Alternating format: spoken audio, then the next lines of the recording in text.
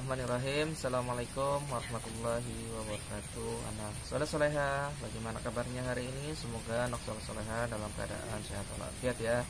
Hari ini hari yang mendung, kemudian hujan disertai dengan cuaca yang dingin. Saya berpesan agar senantiasa anak soleh soleha menjaga kesehatan di rumah, karena kita masih dalam kondisi pandemi COVID-19 gitu ya. Jadi hari ini kita masuk pembelajaran PPI ya, yaitu tentang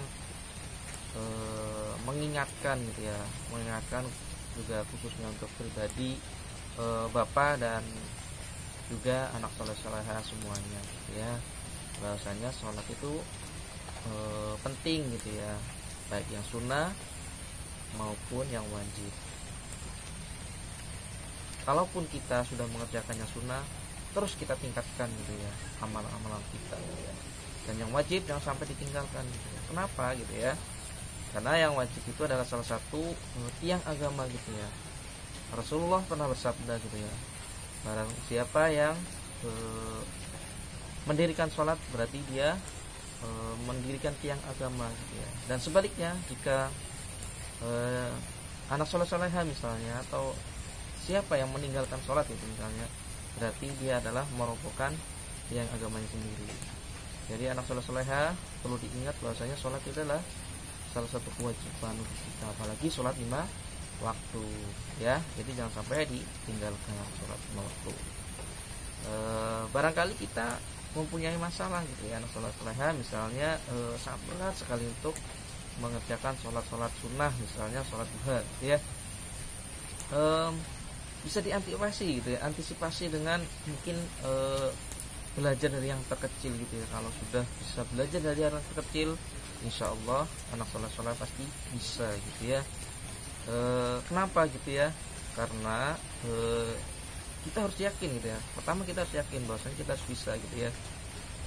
Dalam Al-Quran sudah jelaskan gitu ya, wattaqullaha mastata'tum, bertakwalah kepada Allah bagaimana dengan kesanggupan gitu ya.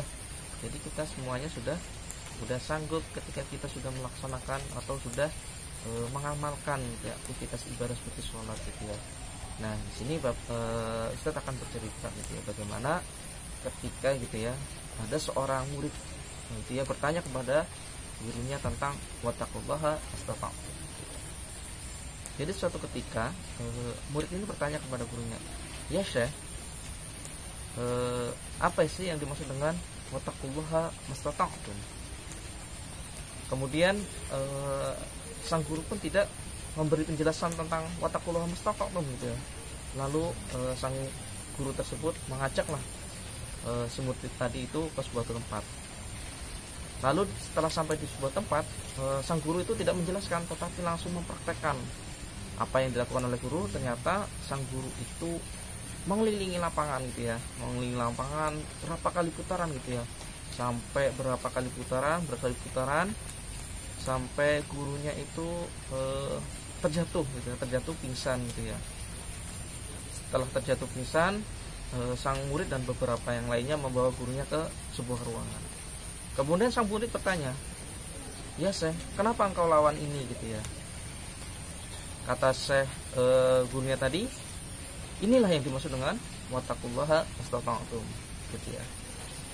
Dari cerita tersebut anak soleh pasti sudah punya gambaran gitu ya, apa sih yang dimaksud dengan wattaqullaha mastata'tum.